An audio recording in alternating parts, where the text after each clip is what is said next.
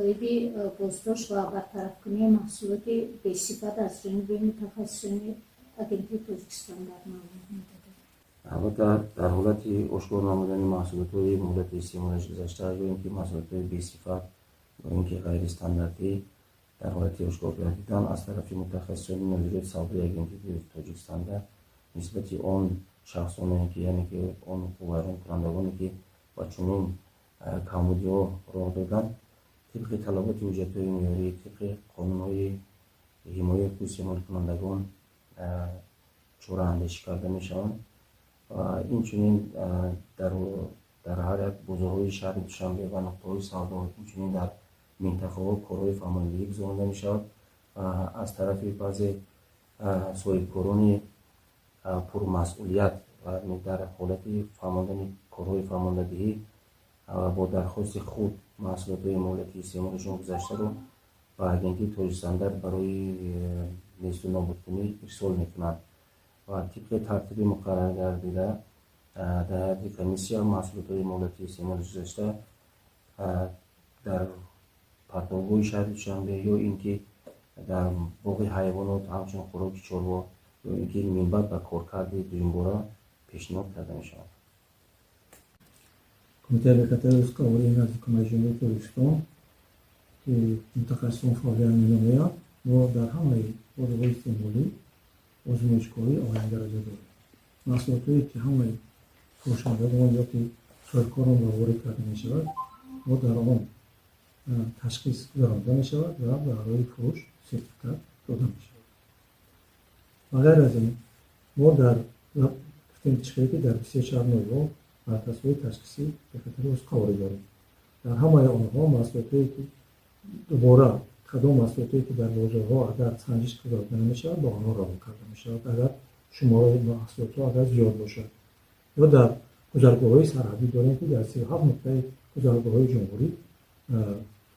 و در ریاست نظارت بیطاری در سرحد دولتی منقلیات که در آنها هم لابراتوارها موجود است و همه آن محصولات‌های وارداتی یا صادراتی می‌شود در آنها تشخیص کرده و بعد از صادرات یا واردات داده می‌شود. از جانب متخصصین همه اون آزمایشگاه‌هایی که در کمیته ما فعالیت می‌کنند در سال 2024 در بازار استعمال جمهوری همگی 1,116,792 عدد تشخیص محصولات اشکاوی گرانده شده است که از جمله 251,256 عدد تشخیص گوشت و محصولات‌های گوشتی، 98,851 عدد تشخیص شیر و محصولات‌های شیری، 11,730 عدد تشخیص روغن، 5,801 عدد تشخیص عسل، 63,718 عدد تشخیص تخم، 7,034 عدد تشخیص محصولات‌های ماهیگیر، 59,831 عدد تشخیص محصولات نمکین. خب جهت واردات یا عموما نظارت امنی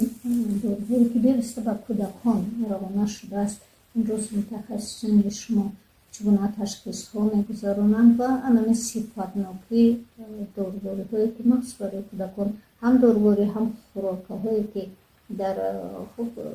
داروخانه ها فروخته می شود از جانب متخصصین شما نظارت گذارنده می شود. تشکر. امروز چیزی که شما درست کردید که اهمیت جدی در سمت مخصوصا داروهایی که به کودکان استفاده برده می شود نوابسته به کودک و کلانسال دارویی که استفاده می شود از نظارت جدی کارمندان خدمات امروز گذرانده می شود. در مثالی اگر گویم اگر همون امپلایان که داروهای تزریقی که وارد استفاده می شوند مخصوصا همین که اگر شرایط نگهداری آنها زیر نظارت گذاشته نشوند اگر آنها می توانند که تا به مرگ آورده رسانند. خب هم یک چیز دیگر را می‌خواستم شما شرح دهید که امروز در حدود جمهوری داروهای از کشورهای خارج وارد شونده خیلی زیاد است و این داروهای به شکل گیاهی نیز هستند. نظارت اینها چگونه برآورده میشه؟ در باره یعنی که با مفهوم اگر گپ زنیم اگر лекарство растительного происхождения یعنی دارویی که پیدایشش از رستنگی وابستگی دارد اینها نیز در اساس در нигоҳ карда ба хусусиятҳои доруворияш иҷода ҳаст ду категорияи доруҳо ки пайдоишашон растанигӣ мебошанд. Яке онҳо иловагии фаъоли биологӣ ном дорад, дигари доруворӣ ном дорад. яъне ки дар вақте ки маводи доруи пайдоишаш растанигӣ ки аз ҳамчун дору эътироф шуда пешниҳод мешавад, талаботҳои муқаррар намудае ки нисбати